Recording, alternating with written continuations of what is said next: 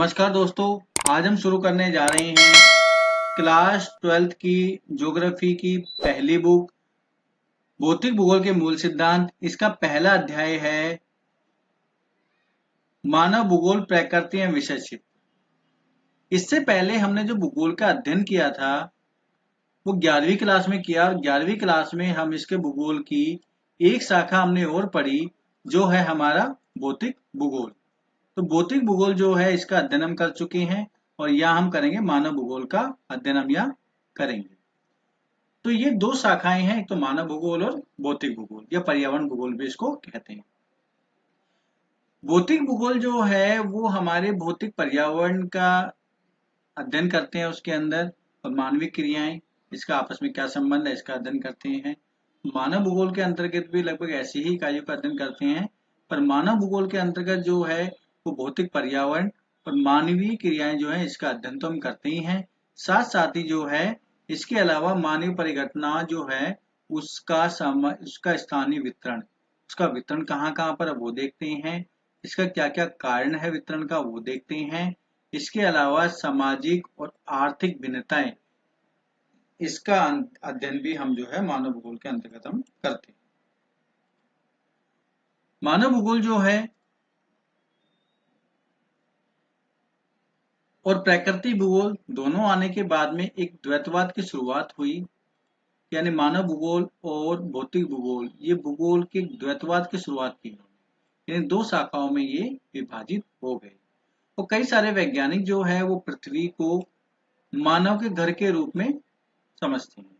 तो जानते हैं कि पृथ्वी जो है मानव का घर है, और ठीक है पृथ्वी मानव का घर भी है, लेकिन साथ साथ में बहुत सारे जीवों का भी मनुष्य पृथ्वी जो है उसका घर है। सभी तत्वों का अध्ययन हम इसमें करते हैं, यानी मानव जो है जिन तत्वों का उपयोग करके और अपने आप को पोषित करता है उसका अध्ययन भी हम मानव भूगोल के अंतर्गत हम करते हैं। यहाँ पे जो है द्वैतवाद की शुरुआत हुई, और द्वैतवाद अगर देखा गया तो हम अगर ये देखें तो इन दोनों में कोई द्वैतवाद नहीं है, बल्कि मानव भूगोल और प्राकृतिक भूगोल इसके बीच में जो है वो काफी गहरा संबंध है, अविभाजित तत्व है।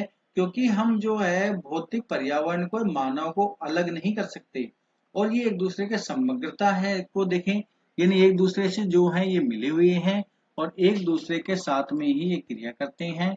यानी अगर जो है प्रकृति का मनुष्य उपयोग करता है और अपना विकास करने में सक्षम होता है प्रकृति के आधार पर। हम यहाँ देखते हैं भौतिक जो पर्यावरण है यानी मानवीय दोनों अगर परिघटनाओं को हम देख ले तो मानव शरीर के रूप में इनका हम वर्णन करते हैं। जैसे पृथ्वी का रूप, तूफान की आंख, नदी का मुख, हिमनद के प्रौत, जलडमरू मध्य की ग्रीवा, मृदा की परिच्छेदिका, ये सारे जो है मानव शरीर के आधार पर ही इन सबकी व्याख्या हम करते हैं। इसके अलावा सड़कों की बात करें, सड़क हो गई, रेल मार्ग है, जल मार्ग है, इन सबका जो है परिसंचरण की धमनी के रूप में इसका हम वर्णन करते हैं।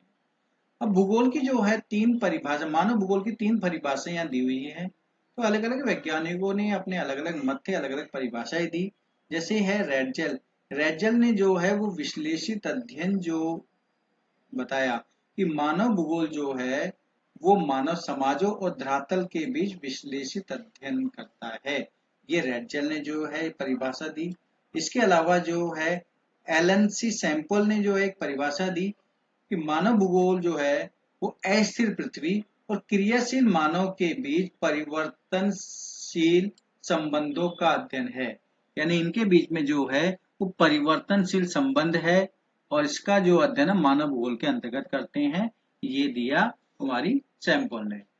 व्लादिमिर ब्लास जो है इन्होंने बताया हमारी पृथ्वी को अनियंत्रित करने वाले भौतिक नियमों तथा इन पर रहने वाले, यानी पृथ्वी पर रहने वाले जीवों के मध्य संबंधों के अधिक विश्लेषित ज्ञान से उत्पन्न संकल्पना, ये किसमें हम ये संकल्पना किसमें मानव भूगोल के अंतर्गत हम इसका अध्ययन करते हैं।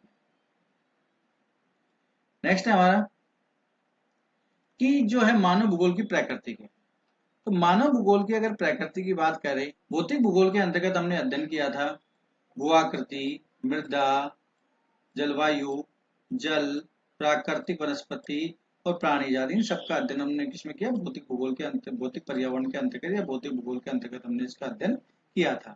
लेकिन अगर हम मानव भूगोल की बात करें तो मानव भूगोल के अंतर्गत जो है, जो भौतिक पर्यावरण के आधार पर जो मनुष्य क्रियाएं करता है, जैसे ग्रह, घर बनाता है, गाँव में रहता है, नगर की स्थापना करता है, सड़क है, रेलों का जल है, रेलों का जाल है, उद्योग है, ठीक है, ये सारी जो क्रियाएं हैं। इसके अलावा सांस्कृतिक तत्व हैं, इसके अलावा भौतिक पर्यावरणीय जो संसाधन है, तो इन सब का जो है संसाधनों का उपयोग करने के बाद में ही, भौतिक पर्यावरण का उपयोग करने के बाद में ही वो जो है इन सब को सर्जित कर पाया है, यानी घर बना पाया, गांव बना पाया, नगर सड़कों का निर्माण और रेलों का जाल जो है भौतिक पर्यावरण के आधार पर ही वो विकसित कर पाया है। तो ये सारे जो है एक दूसरे पर आश्रित हैं।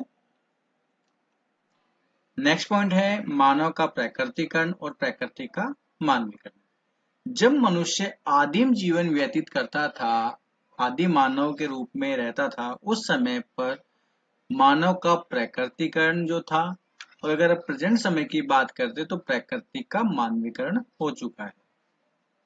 तो मनुष्य को जो है अपनी टेक्नोलॉजी की सहायता से ही जो है भौतिक पर्यावरण के साथ वो क्रिया करता है, अगर आज की प्रेजेंट की बात कर ले तो। लेकिन प्राचीन समय की बात करें तो ऐसा नहीं था। तो ये दोनों पॉइंट इसी पर आधारित है। अब ये जो 3 लाइनें दी हुई है ये काफी ज्यादा इंपॉर्टेंट है, ये आप अंडरलाइन कर लेना।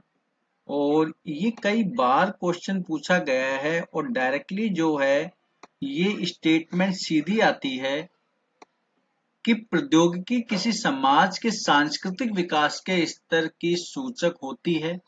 मानव प्रकृति के नियमों को बेहतर ढंग से समझने के बाद ही प्रौद्योगिकी का विकास कर पाया है। कारण सहित उत्तर दीजिए। ये क्वेश्चन सीबीएसई में रिपीटेड क्वेश्चन है, बहुत बार आया है और आता रहता है। तो जो है मनुष्य जो है प्रौद्योगिकी का विकास कर पाया है वो क्या प्रकृति के नियमों को समझने के बाद। तो इसका जो पहला जो आंसर है उदा एग्जाम्पल दिया हुआ है, पहला तो ये है कि मानव जो है वो पहले अग्नि के बारे में उसके जानकारी नहीं थी, लेकिन घर्षण और ऊष्मा की संकल्पना ने अग्नि की खोज में हमारी सहायता की।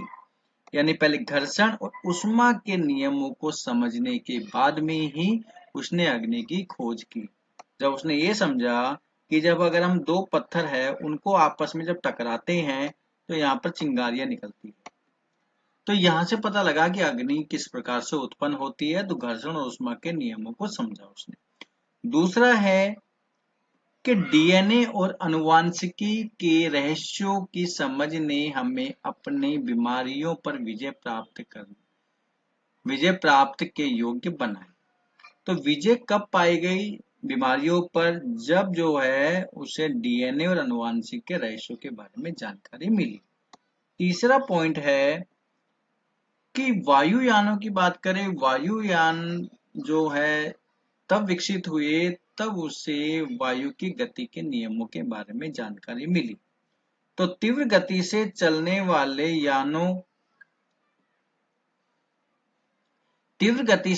वाले यान विकसित करने के लिए हम वायु के नियमों का प्रयोग करते हैं। तो ये 3 पॉइंट है, अगर एग्जिट ऐसे के ऐसे लिख देते हैं तो हमें 3 नंबर इसमें मिल जाते हैं। नेक्स्ट जो है, अब अगर बात करें हम प्रकृति का मानवीकरण कैसे हुआ, मानव का प्राकृतिकरण कैसे हुआ, तो ये तो एक एग्जाम्पल के थ्रू बताया गया था, ये क्वेश्चन था। लेकिन हमारे पास में 3 पॉइंट आते हैं। एक आता है हमारा पर्यावरणीय निश्चयवाद, एक आता है हमारा संभववाद और एक आता है हमारा क्या, नव निश्चयवाद। तो ये जो है 3 अलग अलग विचारधाराएं हैं। पहली पर्यावरणीय निश्चयवाद, दूसरी है संभववाद और तीसरी है नव निश्चयवाद। ये तीनों संभावनाएं ये अलग अलग हैं, सारी संभावनाएं। शुरू की अगर बात करें तब मनुष्य आदिम जीवन व्यतीत करता था, तो उस समय पर्यावरणीय निश्चयवाद एक संकल्पना के रूप में वैज्ञानिकों ने माना। प्राचीन समय की अगर बात करें तो इसको समझ लेते हैं क्या है ये। शुरू की अगर बात करें तब मनुष्य जो है आदिम जीवन व्यतीत करता था, कंदमूल खा के जीवन व्यतीत करता था और अपने जो है गुफाओं में रहता था। उस समय मनुष्य जो है वो ना तो प्रकृति के बारे में अधिक ज्ञान था और न ही जो है समाज के बारे में अधिक ज्ञान था। तो ये जो चीजें हैं वो कहलाई हमारी प्रौद्योगिकी की पहले की अवस्था थी, जब प्रकृति मानव की कल्पना कर सकते थे, जो प्रकृति की सुनता था और उसके प्रचंडता से भयभीत होता था, उसकी पूजा करता था। ये हमारा क्या कहलाया? पर्यावरणीय निश्चयवाद। नेक्स्ट अगर बात करें तो अगली जो संभावना थी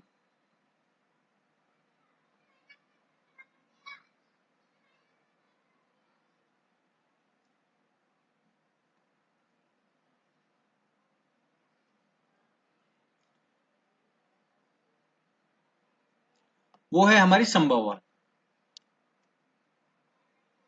ये दूसरी सेकंड संभावना है संभववाद। इसमें यह था कि समय के साथ लोग अपने पर्यावरणीय और प्राकृतिक बलों को समझने लगते।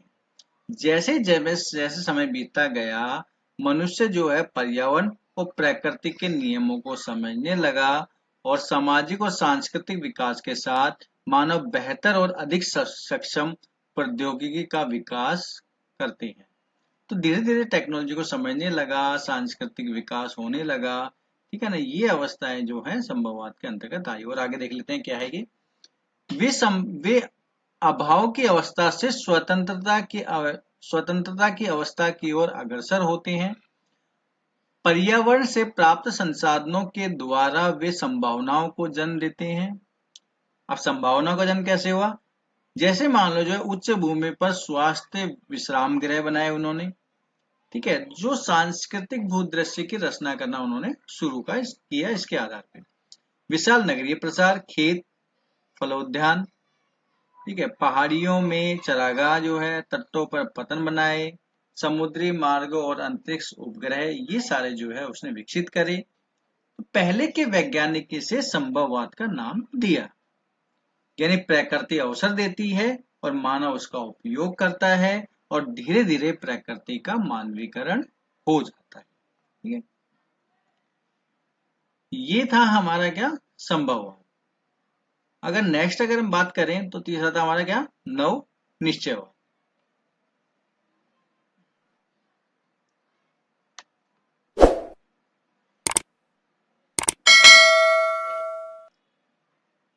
थर्ड पॉइंट है हमारा नवनिश्चयवाद। एक वैज्ञानिक थे ग्रिफिन टेलर, जिन्होंने एक संभावना और दी, उसका नाम दिया नवनिश्चयवाद या फिर रुको और जाओ निश्चयवाद। ये दो इसके नाम है। तो ग्रिफिन टेलर थे, इन्होंने ये बताया कि दो विचारधाराएं थी हमारी, पर्यावरणीय निश्चयवाद और संभववाद। तो इसके बीच का मार्ग जो है वो इन्होंने खोजा और एक इसको नाम दिया नवनिश्चयवाद या फिर रुको और जाओ निश्चयवाद। तो इन्होंने बताया कि ना तो यहां नितांत आवश्यकता है, उन्होंने बताया कि ये संकल्पना दर्शाती है कि न तो यहाँ नितांत आवश्यकता की स्थिति है और न ही नितांत स्वतंत्रता की दशा है। अर्थ ये है कि प्राकृतिक नियमों का अनुपालन करके हम प्रकृति पर विजय प्राप्त कर सकते हैं। उन्होंने ये चीज बताया है, संकल्पना के आधार पे रुको और जाओ नाम दिया। यानी कि अगर चौराहे पर रेड लाइट जो है, रेड लाइट में 3 बत्तियां होती हैं, तो पहली कहती है कि रेड लाइट जो है लाल बत्ती है, वो लाल अगर होती है तो क्या रुकना है, और अगर मान लो येलो होती है तो मतलब चाहो तो देखना है, और ग्रीन होती है तो जाने के लिए सिग्नल देते हैं। तो इसके आधार पर इसने रुको और जाओ निश्चयवाद रखा कि ना तो हमें अधिक ठहरने की आवश्यकता है और ना ही जो है हमें बिना जो है सब कुछ देखे चलने की आवश्यकता है। एक लाल बत्ती की तरह हमें उसके नियमों का पालन करना पड़ेगा। तो इसके आधार पर ही उन्होंने ये संकल्पनाएं जो है वो दी।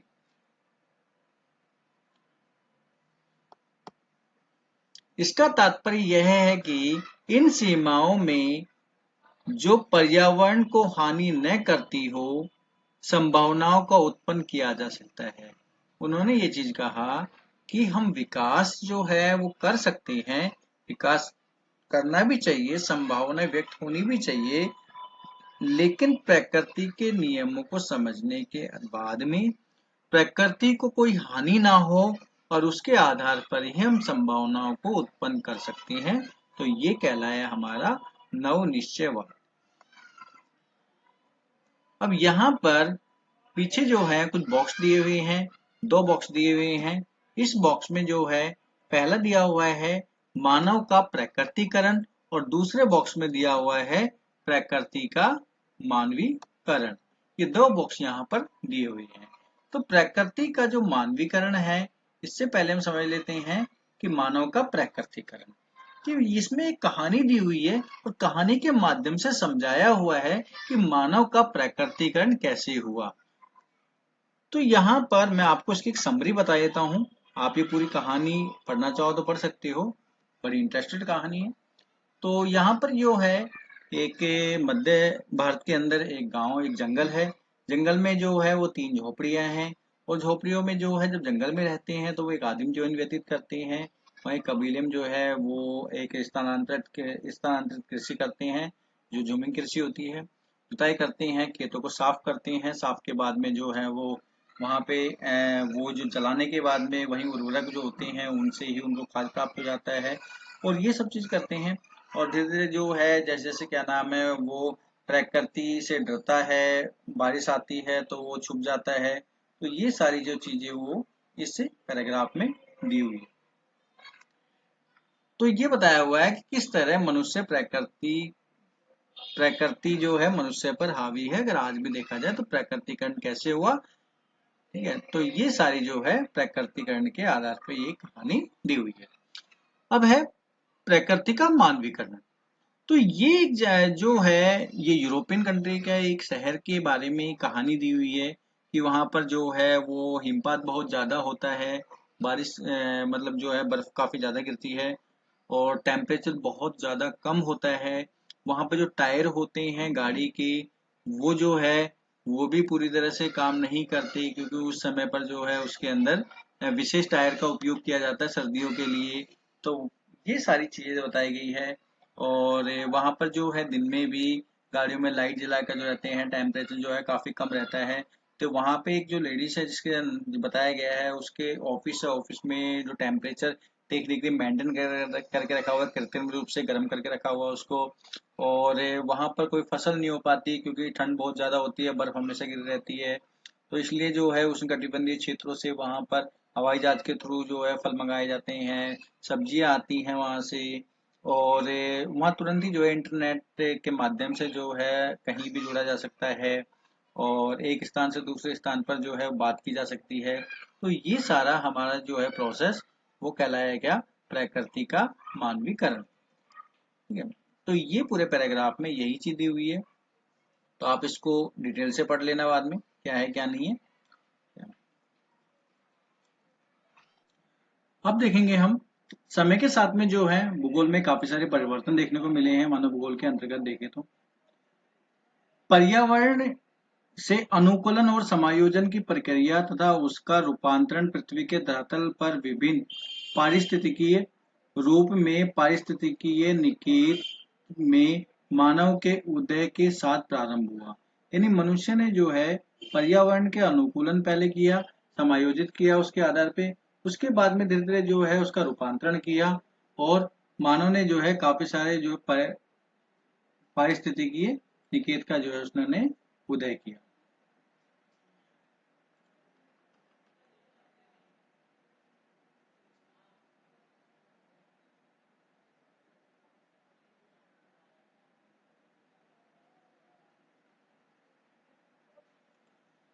पहले अगर देखें तो काफी अगर समाज में अगर बात करें तो अन्योन्य क्रिया काफी कम थी, यानी कि समाजों के बीच में जो है इतनी ज्यादा एक दूसरे के पास में, क्योंकि दूरी अधिक थी, और दूरी अधिक होने के कारण जो है वो समाज एक दूसरे का आपस में नहीं जानते थे। यानी ज्ञान की अगर बात करें तो ज्ञान जो है एक दूसरे समाज के लिए नगण्य था, बहुत कम ज्ञान था, सीमित ज्ञान जो है एक दूसरे के बारे में था। लेकिन जैसे जैसे क्या नाम है यात्राओं का अन्वेषण होने लगा, यात्राएं जो शुरू करने लगी, ठीक है, नौ संचालन की कुशलताओं में जो है वो विकसित होने लगी, पहले विकसित नहीं थी। और ये सब विकसित होने के बाद में समुद्री यात्राएं जो हैं वो करने लगा। पहले ये मानता था कि समुद्री यात्राएं, क्योंकि उस समय पर उसको मार्गों का ज्ञान नहीं था, कुशल नहीं था नौचालन के लिए, तो खतरा भी काफी ज्यादा था। लेकिन धीरे धीरे जो है इन सब का ज्ञान होने लगा, वो खतरे को भी वो भापने लगा, समझने लगा नियमों को, या जो हमारे पर्यावरण के नियम है, और उसने बाद में उसमें नौ संचालन के माध्यम से ही अन्वेषण कार्य और जो है खोज की प्रक्रिया होना शुरू की। 15वीं शताब्दी के अंत में यूरोप में अन्वेषणों का प्रयास हुए, और धीरे धीरे देशों और लोगों के विषय में मिथक और रहस्य खुलने शुरू हो गए। यानी 15वीं शताब्दी के अगर देखें तो 15वीं शताब्दी में जो यूरोपीय देश थे, तो यूरोपीय देश ने जो है अन्वेषण यानी खोज का कार्य करना शुरू किया, और काफी सारे जो है जो मिथ्य थे, जैसे कि मान लो उसने कहा कि भाई जो समुद्री यात्राएं जो है खतरे से खाली नहीं है, इसके अलावा एक दूसरे के बारे में ज्ञान नहीं था, तो धीरे धीरे जो है यात्राएं करने लगे, और मिथ्या जो फैली हुई थी और रहस्य जो थे इनकी भी जानकारी मिली, मिथ्या जो फैली हुई थी इसको भी इन्होंने अलग किया। उपनिवेशिक युग में अन्वेषणों को आगे बढ़ाने के लिए गति प्रदान की, ताकि प्रदेशों के संसाधनों तक पहुंच हो सके। और तो इन्होंने क्या नाम है जो हमारे उपनिवेशक युग थे, उपनिवेश जब बनने लगे, यानी कि जब यूरोप ने यात्राएं शुरू करी, यूरोपीय देशों ने यात्रा शुरू करने के बाद में जो है संसाधनों तक पहुंच जो है उन्होंने शुरू करी, और काफी सारे संसाधनों का उपयोग किया, और उस आधार पर जो उपनिवेश उन्होंने स्थापित कर लिए।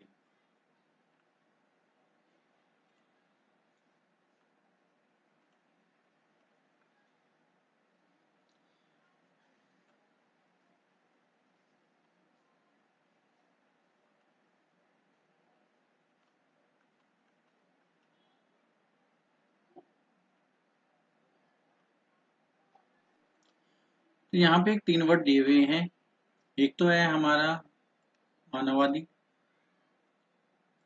आमूलवादी और व्यवहारवादी। इसका आगे डिस्कस करेंगे कि ये तीन वर्ड क्या है।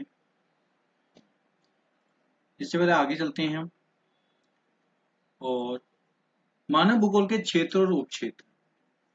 तो मानव भूगोल के जो हैं ये सभी विषयों के साथ अच्छे संबंधित है, और पृथ्वी तल पर पाए जाने वाले मानवीय तत्वों को समझने के लिए, यानी पृथ्वी तल पर जो मानवीय तत्व जो पाए जाते हैं उनकी व्याख्या करने के लिए सामाजिक विज्ञान के विषयों को भी समझना जरूरी है। ये कुछ समय अवधि दी गई है, और ये कुछ जो है विचारधाराएं हैं तो समय समय पे परिवर्तित होती रही, और ये उनकी विचारधाराओं के लक्षण दिए हुए हैं। जैसे प्रारंभिक उपनिवेशक काल था, उसमें अन्वेषण और वितरण का जो है वो कार्य शुरू हुआ। इसमें क्या थे, नई नई जो है क्षेत्रों को खोजना, ये अन्वेषण का कार्य चला, वितरण का कार्य चला। ये सारा जो है हमें कौन चला, उपनिवेशक काल से पहले की अगर बात करें, उपनिवेशक काल शुरू हुआ उससे प्रारंभिक अवस्था में। उत्तर उपनिवेशिक युग के अंदर जो उपनिवेश काल जब हुआ उसके बाद की बात करें तो प्रादेशिक विश्लेषण होना शुरू हुआ, यानी प्रादेश के आधार पर एक प्रादेश की जो संपूर्ण पृथ्वी को जो है अध्ययन करना, समझना, पूर्ण रूप से जो है नहीं समझ पाते, इसलिए जो है उसके क्या नाम है अलग अलग छोटे छोटे प्रदेशों में इसको क्या विभक्त किया गया पूर्ण रूप से, और उसके बाद में उसको जो है विश्लेषण उसका किया गया। उसके बाद में तीसरा है कि 1930 के दशक में, 1930 के दशक में जो है क्षेत्रीय विभेदन किया गया, यानी क्षेत्र में जो है क्षेत्र में भी उनके विलक्षणों की पहचान करके, कि जैसे पर्वत है, पठार है, मैदान है, जलवायु लक्षण हो गए, तो उनके आधार पे जो है उनका जो है वितरण या उनको जो है अ, उनकी जो है विवेचना की गई, और उनको जो है समझा गया, उस क्षेत्र में कार्य किए गए। 1950 और 1960 के दशक के अंदर जो है वो स्थानीय संगठन के रूप में जो है वो कार्य किया। नेक्स्ट 1970 के दशक में जो है वो है हमारा मानववादी, मानवतावादी, आमूलवादी और व्यवहारवादी। ये जो है अलग अलग लक्षणों के, ये अलग अलग विचारधाराएं उत्पन्न हुई। अब ये विचारधाराएं क्या हैं? तो मानववादी की बात करें तो मानववादी विचारधाराएं जो थी वो मानववादी विचारधाराएं जो थी वो सामाजिक कल्याण पर आधारित थी। सामाजिक कल्याण, कि सामाजिक कल्याण जो होते हैं वो उसके पक्ष में थे। इसके लिए जो है उन्होंने आवास, स्वास्थ्य और शिक्षा, ये सामाजिक कल्याण का उन्होंने पक्ष माना और सामाजिक कल्याण के रूप में जो है भूगोल की एक जो है शाखा, एक स्नातकोत्तर पाठ्यक्रम के रूप में इन्होंने शुरू की। दूसरा है आमूलवादी। आमूलवादी जो है निर्धनता के जो कारण थे उन पर जोर देता था। निर्धनता के कारण हो गए, यह जो समाज में बंधा है, यानी एक तरह से जो आजादी नहीं थी, सामाजिक असमानता थी, तो ये जो है ये तीनों चीजें यानी मार्क्स के सिद्धांतों पर आधारित थे, इनका उपयोग ये करते थे और ये माना गया कि इन सब चीजों के लिए जो है पूंजीवादी विचारधारा जो है ये इसकी सबसे बड़ी समस्या है। व्यवहारवादी के अंदर क्या है कि जो है हम प्रत्यक्ष रूप से अनुभव करने के बाद में जाति, ठीक है, इसके अलावा धर्म और सामाजिक जो है जो वर्ग उनपे जो समस्याएं हैं उनका हम समाधान कर सकते हैं। तो ये तीन विचारधाराएं उन्होंने उस समय पे चली। तो ये विचारधाराएं जो है 1970 के दशक में चली। उसमें 1990 में जो है वो हमारा उत्तर आधुनिक काल रहा। इसमें नगरीकरण पे, औद्योगिकरण पे, वैश्वीकरण पे इन पर अधिक ध्यान दिया गया। मानव भूगोल के क्षेत्रों की बात करें, मानव भूगोल में सामाजिक भूगोल का क्षेत्र से उपवर्ग, ये सारे उपवर्ग है। व्यवहारवादी भूगोल, सामाजिक कल्याण, अवकाश भूगोल, सांस्कृतिक भूगोल, लिंग भूगोल, ऐतिहासिक भूगोल और चिकित्सा भूगोल, ये सारे सामाजिक भूगोल के अलग अलग भाग है और ये सामाजिक विज्ञान के अलग अलग भाग है। जैसे कि व्यवहारवादी भूगोल की बात करें तो मनोविज्ञान इसका भाग हो गया, यहाँ व्यवहारवादी भूगोल में पढ़ते हैं। और यह समाज कल्याण के भूगोल की अगर बात करें तो यहाँ पे हो गया कल्याण अर्थव्यवस्था, जो कि हम सामाजिक विज्ञान में पढ़ते हैं। तो ये सारे हमारे सामाजिक विज्ञान के भाग है। नगरीय भूगोल, यहाँ सामाजिक विज्ञान में हम पढ़ते हैं नगरीय अध्ययन या नियोजन की अगर बात करें तो वो करते हैं हम इसमें। नेक्स्ट अगर आए तो राजनीतिक भूगोल, तो राजनीतिक भूगोल के अंदर दो हो गए हमारे, निर्वाचन भूगोल और सैन्य भूगोल। तो यहाँ पे राजनीतिक भूगोल हो गया, यहाँ पे सामाजिक विज्ञान का जो राजनीतिक विज्ञान का हम जो भाग पढ़ते हैं वो है। इसके अलावा जो है नेक्स्ट हो गया हमारा सैन्य विज्ञान। तो सैन्य विज्ञान जो है वो सैन्य भूगोल हो गया। इसके अलावा जो है जनसंख्या भूगोल, जनसंख्या भूगोल पढ़ते हैं, यहाँ सामाजिक विज्ञान का है भाग है जनांकिकी है। ऐसे ही जो है भूगोल का हो गया आवास भूगोल, यहाँ हो गया नगरीय नियोजन हो गया। और आर्थिक भूगोल के अंतर्गत, आर्थिक भूगोल की सारी शाखाएं हैं भूगोल के अंतर्गत हम पढ़ते हैं। इसके अलावा संसाधन भूगोल, कृषि भूगोल, उद्योग भूगोल, विपणन भूगोल, पर्यटन भूगोल और अंतर्राष्ट्रीय व्यापार भूगोल। ऐसे जो है संसाधन भूगोल तो हो गया संसाधनीय अर्थव्यवस्था हो गया, यहाँ हो गया कृषि भूगोल तो कृषि विज्ञान हो गया, यहाँ हो गया उद्योग भूगोल तो यहाँ हो गया अर्थव्यवस्था उद्योगीकरण हो गया। विपणन भूगोल है तो यहाँ हो गया हमारा व्यवहार अर्थव्यवस्था। और यहाँ पर पर्यटन भूगोल है तो हो गया पर्यटन और व्यापार संबंध। और यह हमारे अंतर्राष्ट्रीय व्यापार का भूगोल है तो हो गया अंतर्राष्ट्रीय व्यापार। तो ये सारे जो है भूगोल और सामाजिक विज्ञान से बीच में क्या क्या संबंध है, या कौन कौन से हम जो भाग पढ़ते हैं वो सारी चीजें। तो ये हमारा अध्याय खत्म हो जाता है यहाँ पर।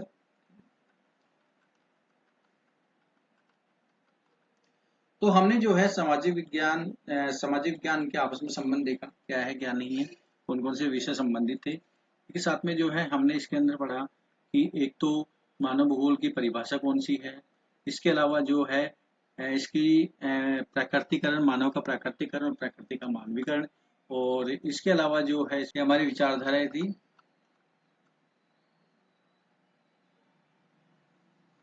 पर्यावरणीय निश्चयवाद, संभववाद और नव निश्चयवाद। तो ये हमने जो है इसका संपूर्ण अध्ययन करा और आशा करता हूँ कि आपको ये सब चीज अच्छी लगी होगी, जो अच्छी तरह समझ में आया होगा। तो इसको आप जितना रिवाइज करोगे उतना अच्छा है, क्योंकि काफी इंपॉर्टेंट चैप्टर है।